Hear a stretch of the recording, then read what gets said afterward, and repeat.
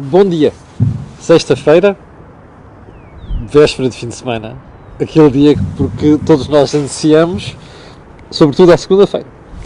Bom, a agenda de hoje é muito longa e eu infelizmente havia assuntos que fui protelando durante a semana que tinha prometido ir falando, não consegui e novamente hoje não vou conseguir tratar alguns deles. E eu peço desculpa por isto, só que tem aqui um problema, que é a matéria da atualidade. Às vezes a atualidade diz respeito diretamente à vida das pessoas, saúde, economia, acaba por ter precedência sobre outras matérias. E eu peço desculpa porque nem todos os dias consigo, pus um limite de 20 minutos para cada programa, que mesmo assim acho que é bastante, para poder tratar todos os assuntos, nomeadamente a atualidade. Bom, eu quero começar hoje por coisas que não, algumas das coisas que não consegui tratar, nomeadamente a área da saúde. Lá está, a saúde tem prioridade sobre tudo o resto. Já percebeu? Estamos com o acordo de dinheiro do dia 6 de dezembro do ano da desgraça, como dizia um espectador ontem, tal é a sucessão de mais notícias nos últimos tempos, e o meu nome também, como sabe, é Camilo Lourenço. Ontem houve um espectador, o José Eduardo, que tem um pendor para a esquerda, que fica muito chateado comigo cada vez que eu critico decisões ou situações que envolvem esta governação.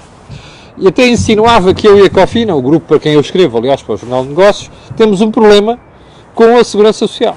Porque eu disse aqui que os prazos de atribuição de pensões se estavam a alargar. Bom, e o José Eduardo veio dizer, não, o prazo não é 2 anos, é 1 ano.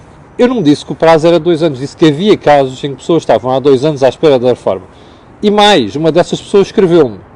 Bom, eu gostava de perguntar ao José Eduardo e a toda a maltinha de esquerda que fica chateada com estas coisas, só este pormenor.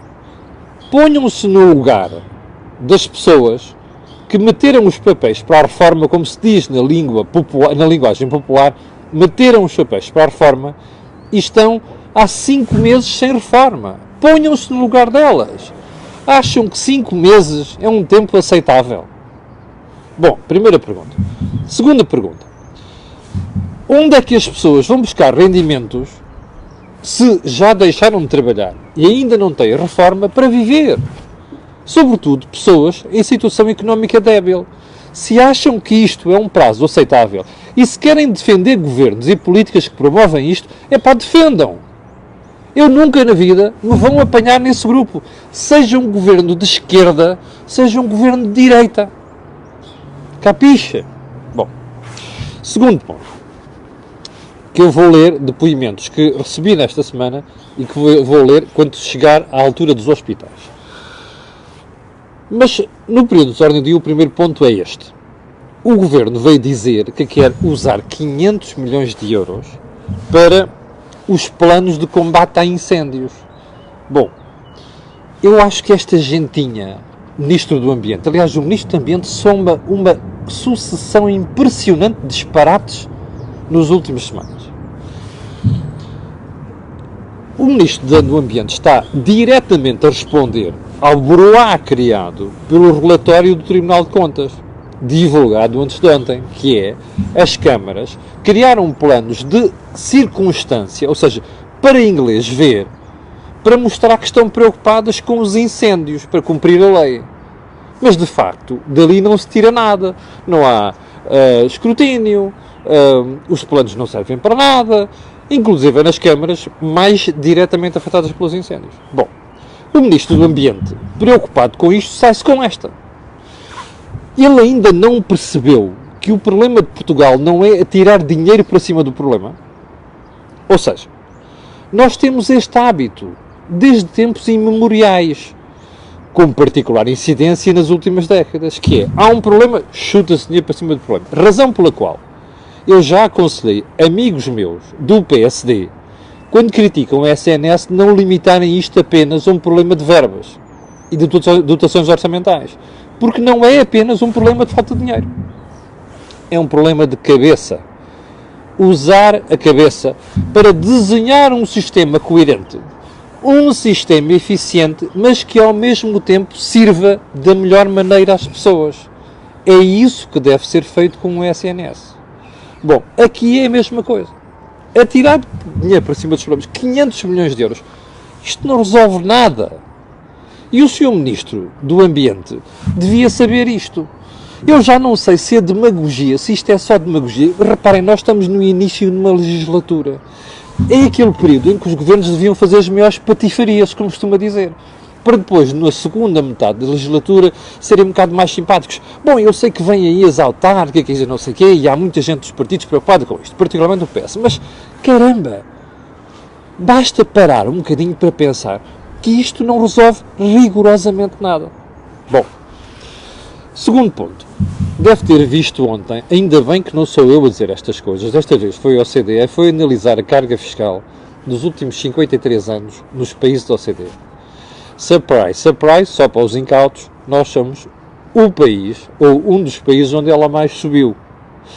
Mas, faça o exercício de decompor tudo isto nos últimos 10 anos, ou 15 anos, e vá lá ver em que lugar é que Portugal aparece. Vai ter uma surpresa. Isto tem a ver com aquela história que já lhe contei aqui, que é, nós estamos perante um Estado cada vez mais sacador, percebe? O que interessa é sacar. Os governos definem, temos que gastar. Olha, lá está, o Ministro do Ambiente. E depois a seguir vem, mas onde é que vamos gastar? Até à Troika, 2011, e até aos novos tratados orçamentais, mais o Two-Pack e o Six-Pack, que são os apêndices à política orçamental da União Europeia, particularmente a zona euro, isto mudou. Razão pela qual até o PS, que nunca foi nada defensor de equilíbrios orçamentais, agora faz gádio disto. Portanto, a questão básica aqui é preciso sacar. E como já não se pode sacar à dívida pública por causa daquelas limitações que falei há bocadinho, agora é sacar ao contribuinte, percebe? E, portanto, você vai continuar a ver isto no Orçamento de 2020. É uma promessa minha. E não sou eu que faço o orçamento. Bom, há para aí um especialista muito novo que ainda não sequer acabou o curso contratado pelo Ministro do Ambiente. Já foram ver o ordenado? Eu fico sempre impressionado com os especialistas sem experiência na vida empresarial ou na vida profissional, que depois acabam nos gabinetes dos governos. Fofinho, já não brisem nada. Aqui há 7 anos ou 8 era uma chatice, os gabinetes e o Passos Coelho e não sei das quantas, vão lá ver agora. Vão lá ver as nomeações feitas pelo anterior governo e por este. Que é para perceber onde é que está a falta de vergonha.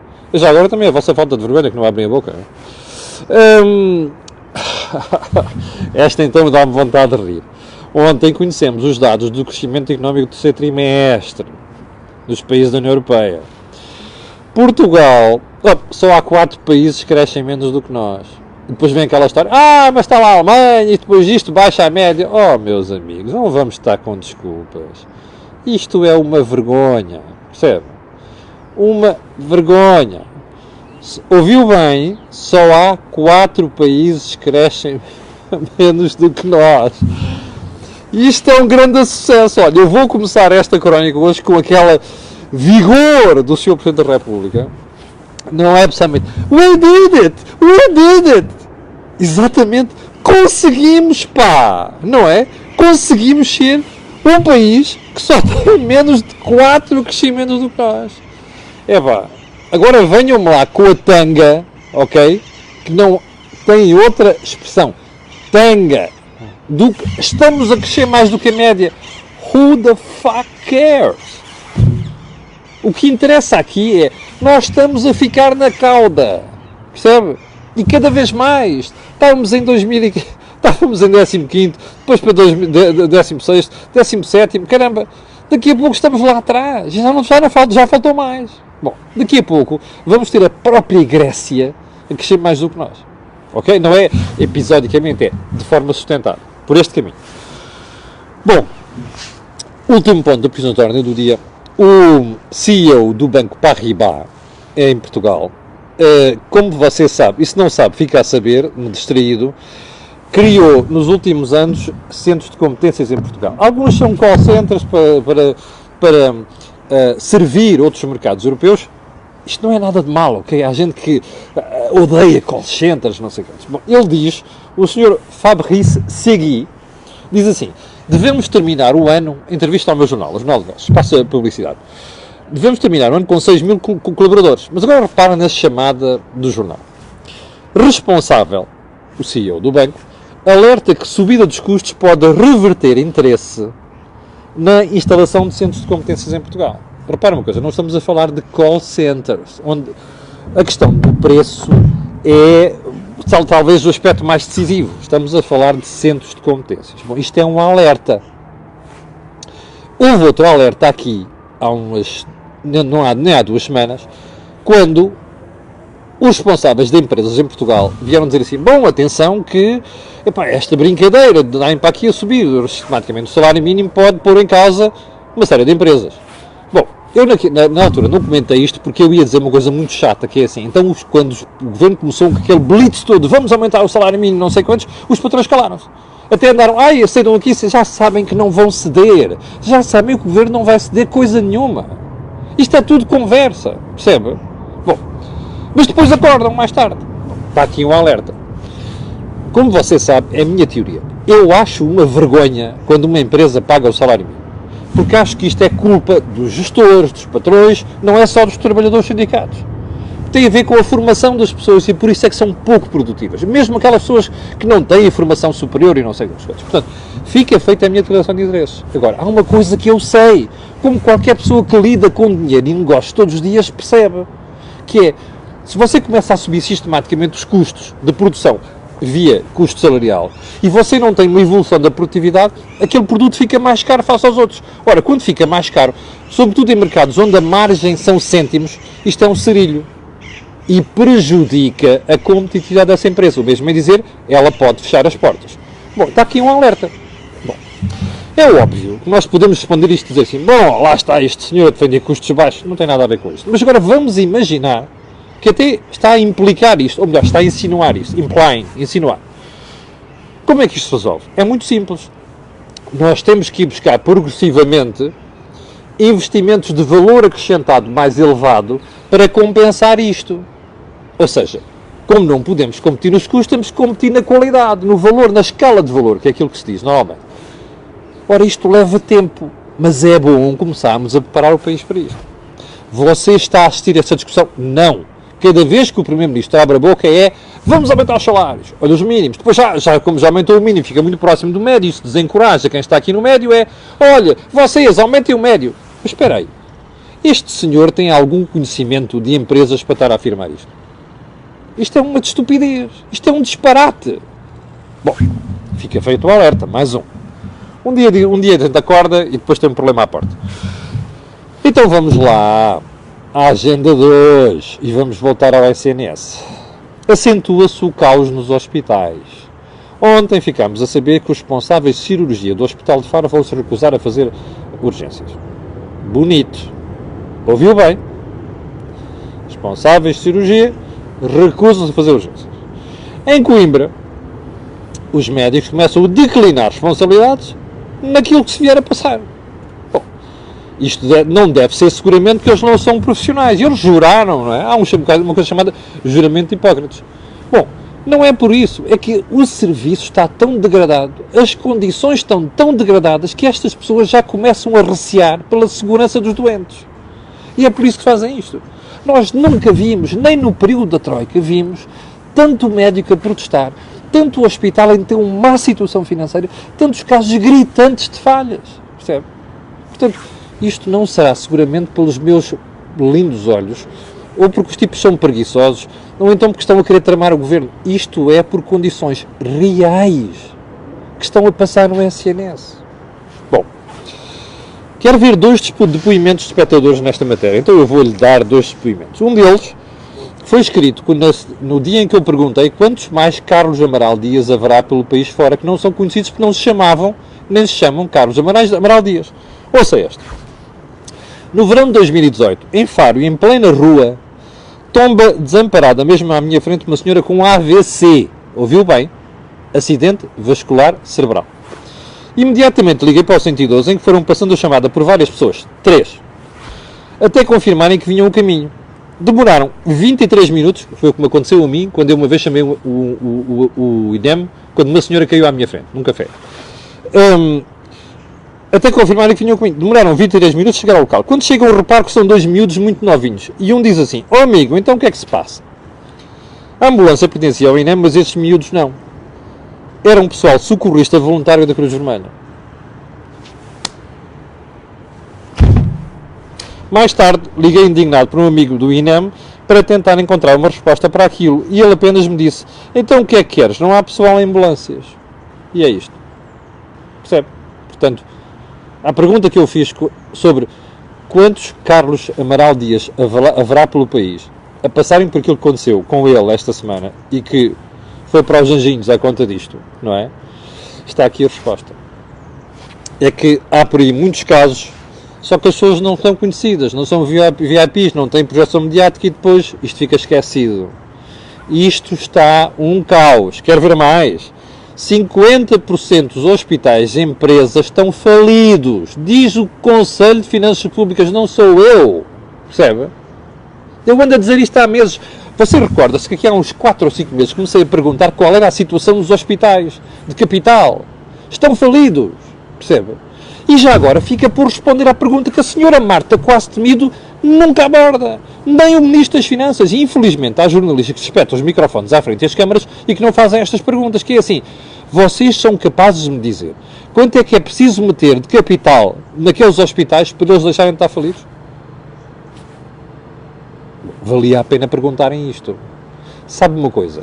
Lembra-se quando eu comecei a pôr aqui dúvidas sobre quantas empresas públicas estavam com problemas e que o Governo nunca fala disso? Com problemas de tesouraria, com necessidades de capital. Pois é preciso vir dizer que há um superávit orçamental de 1.000 milhões de euros. Está aqui a resposta, percebe? O problema está aqui. Esta malta está a mentir com quantos dentes tem na boca e nós estamos deste lado, estamos a engolir isto tudo. Isto é o estado do país.